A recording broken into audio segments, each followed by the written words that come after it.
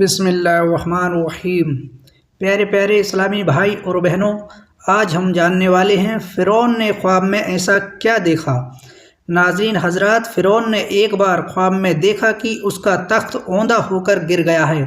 فرعون نے خواب کی تعبیر کرنے والوں سے اس خواب کی تعبیر پوچھی اور یہ جاننا چاہا کہ آخر میرے اس خواب کا مطلب کیا ہے۔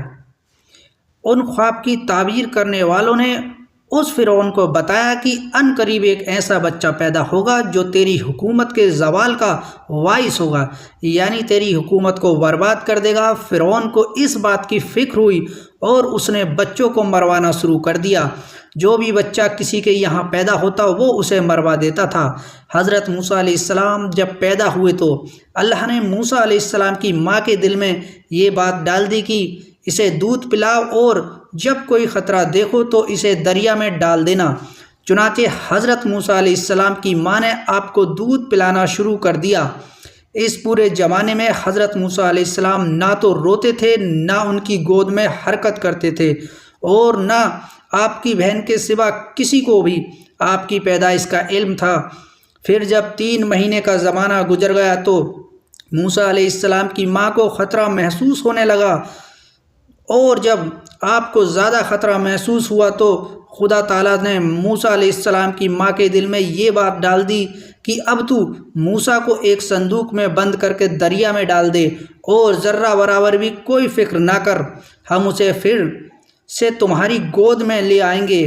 چنانچہ موسیٰ علیہ السلام کی ماں نے ایک صندوق تیار کیا اور اس میں روئی بچھائی اور موسیٰ علیہ السلام کو اس میں رکھ کر صندوق بند کر دیا، اور یہ صندوق دریائے نیل میں ڈال دیا گیا۔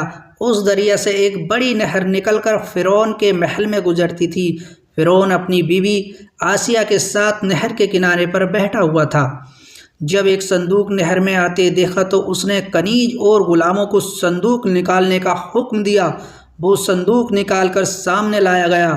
اس صندوق کو جب کھولا تو اس میں ایک نورانی شکل کا بچہ دکھائی دیا، ایک ایسا بچہ جو دور سے ہی چمک رہا تھا۔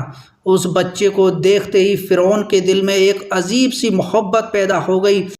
وہ اس پر اپنی جان نچھاور کرنے کے لیے تیار ہو گیا، لیکن کچھ ہی زمانے کے بعد اس کی قوم کے لوگوں نے اسے بہکانا شروع کر دیا اور اس سے یہ کہنا شروع کر دیا کہ تو پاگل پن میں کاٹ رہا ہے۔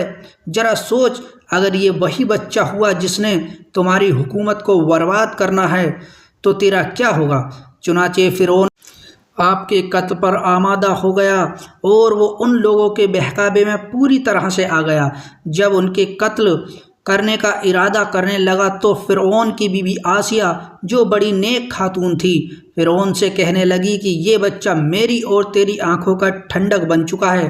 تو کیوں پاگل بنا جا رہا ہے اور اسے قتل کیوں کر رہا ہے؟ اور ویسے بھی کیا معلوم یہ کس سرزمین سے وہ بہتا ہوا ہمارے پاس تک آیا ہے۔ جس بچے کو تیرے بارے میں خواب کی تعبیر کرنے والوں نے بتایا ہے وہ بچہ تو اسی ملک میں پیدا ہونے والا ہے، لیکن یہ بچہ تو کہیں اور سے آیا ہے، لہٰذا اسے تو قتل مت کر۔ آسیہ کی یہ بات فرعون نے مان لی اور حضرت موسیٰ علیہ السلام فرعون کے محل میں ہی رہنے لگے، اور فرعون نے آپ کو دودھ پلانے کے لیے دائیاں بلوانا شروع کر دیا، مگر افسوس حضرت موسیٰ علیہ السلام کسی دائی کا دودھ نہ پیتے تھے، اور اب فرعون کو فکر ہوئی کہ اس بچے کے لیے کوئی ایسی دائی ملنا ضروری ہے جس کا دودھ پی سکے۔ ادھر حضرت موسیٰ علیہ السلام کی ماں کو اپنے بچے کی جدائی میں بے قرار تھیں، اور حضرت موسیٰ علیہ السلام کی بہن جس کا نام مریم ہوا کرتا تھا، وہ آپ کے تجربے و آپ کی تلاش کرنے اور معلوم کرنے کو صندوق کہاں پہنچا ہے اور آپ کس کے ہاتھ آئے ہیں، آپ کی تلاش میں تھی۔ یہاں تک کہ یہ پتہ کرتے کرتے وہ فرعون کے محل میں پہنچ گئی، اور جب انہیں معلوم ہوا کہ میرا بھائی اسی محل میں ہے اور کسی بھی دائی کا وہ دودھ نہیں پی رہا ہے اور وہ ابھی تک بھوکا ہے، تو وہ فرعون سے کہنے لگی، فرعون، کیا میں تجھے ایک ایسی دائی کی خبر نہ دوں جس کا دودھ یہ بچہ ضرور پیے گا؟ فرعون نے کہا، اس سے اچھی بات کیا ہے، ہاں ضرور ایسی دائی کو لاؤ جو جس کا یہ دودھ پی سکے۔ چنانچہ وہ اس کی خواہش پر اپنی والدہ کو بلا لائی، اور جب حضرت موسیٰ علیہ السلام کی والدہ موسیٰ علیہ السلام کے سامنے آئیں تو اس وقت حضرت موسیٰ علیہ السلام فرعون کی گود میں تھے اور دودھ کے لیے رو رہے تھے۔ فرعون آپ کو بہلا رہا تھا۔ جب آپ کی والدہ آئیں اور آپ نے ان کی خوشبو پائی تو فوراً ہی حضرت موسیٰ علیہ السلام آپ کی خوشبو کو سونگھ کر چپ ہو گئے اور اپنی والدہ کا دودھ پینے لگے۔ فرعون نے پوچھا، تو اس بچے کی کون ہے؟ یہ بچہ تو ابھی تک کسی کا بھی دودھ نہیں پی رہا تھا اور تجھے دیکھتے ہی فوراً دودھ پینا شروع کر دیا۔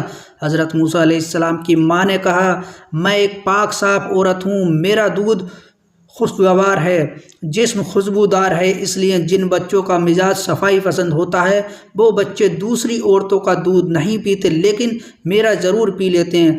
فرعون نے بچہ انہیں دے دیا اور دودھ پلانے پر انہیں مقرر کر لیا، اور ان کو اس بچے کو گھر لے جانے کی بھی اجازت دے دی گئی۔ لہٰذا آپ موسیٰ علیہ السلام کو گھر لے آئیں، اور اللہ تعالیٰ کا یہ وعدہ پورا ہو گیا کہ ہم اسے پھر سے تمہاری گود میں لے آئیں گے۔